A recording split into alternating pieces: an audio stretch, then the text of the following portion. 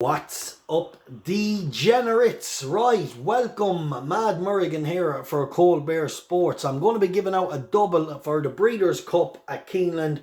It's kicking off on Friday. However, this double is for Saturday for the Fillys and Mare Turf. Also for the big one, the Classic. I'll come to that in a second. I just want to touch on today. I have 3 strong bets gone out on the Cold Bear Sports Patreon service, so if anyone wants to check that out, link is below. We have a strong bet on a 17-2 shot that could outrun those odds stepping up in trip.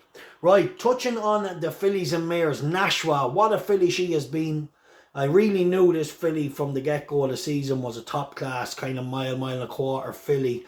When she ran in the Epsom Oaks, as I said on the preview, she is the best horse in the race, but she wouldn't show it that day. That you would see it when she dropped back in trip. And she didn't let me down exactly to be. I think stall 3, look, it's going to be a tricky track. It's tight. There's good field size here as well. It's not like, look, she's a good horse. And I think with a clean run, she wins. So we have the pace. Let's see in Italian on the outside, drawing 11. Who else have we got? Toy drawing 7. I'm sure Aidan O'Brien, Toy will go forward as well. But there is the pace outside, Chad Brown in Italian in 11. She'll have to work hard, a little bit harder than the rest to get across. I'm hoping Holly Doyle and Nashwa can jump out and just kind of sit in, one, maybe behind 1 or 2. I wouldn't like to see her too far back, because I think this filly, if she can sit just behind the pace, I think it'll be all over when the turn ends. She will just quicken away. I look at Tuesday, she takes her time a bit. Above the curve can do both. It was ridden handy the last day, can take its time. But I just think Nashwa with a clean round here, lads. I think 6-4 is going to look a great bet. That's the first leg of me double. And yeah.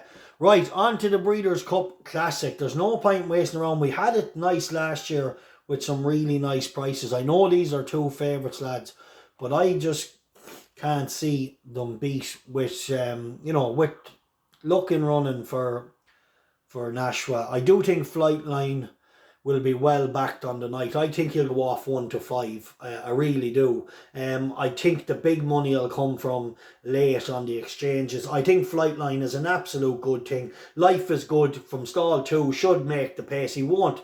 He'll take Flightline, along lovely. Hot Rod Charlie's drawn just outside Flightline. Might cause a little problem. Hot Rod Charlie likes to just sit in behind the pace, but Flightline can be a little bit stuttery out the gate for a stride. A little lackluster for a stride. But when he then hits his gear, he then kind of easily makes up the ground. But we don't want to see him, look, as long as he doesn't tumble over coming out the stalls, I think he'll win. You have Epicenter, who's a decent horse, but he won't touch Flightline.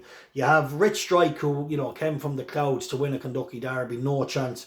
Hot Rod Charlie, good solid horse, but just won't touch the top. Life is Good is going to be on the pace, but he won't see out this trip against the calibre of a horse like Flightline. Like, you can see him, of course, blazing along, and the horse on the inside, Bob Bafford's horse, he can go forward as well. As long as Flightline just gets out in an okay manner, and let Life is Good go on, let the Bafford horse go on. I think when they're coming out of the back stretch, Flightline will be just galloping on top of that. Life is Good, no problem, if he wants to. I think Life is Good is the pace for sure. Do they know? Connections know they probably won't see it out as strong as they should, but they're not going to change tactics on him, are they? I don't know. I think it's a 1-horse race. I think Flightline wins the first, the rest last. So that's me double. I know, look, lads, it's 6-4 and 1-2, and it's not the best prices in the world.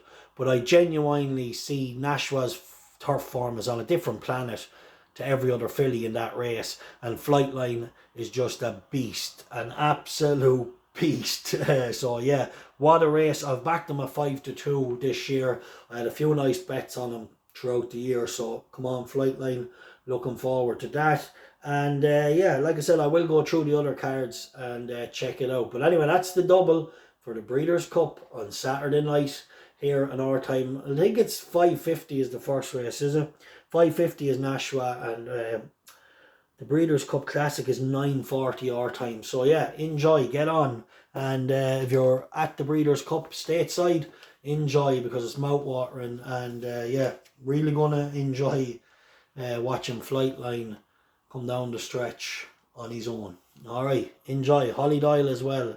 Top class jockey on a top class filly, trained by a man that is a genius with fillies. And Abel has been out here, obviously a high class. I just think everything's right. John Gosden will have Nashwa sweetened up for this after the last run on turf. He knows how to get them right back to their best. And I think with a clean run, she murders them.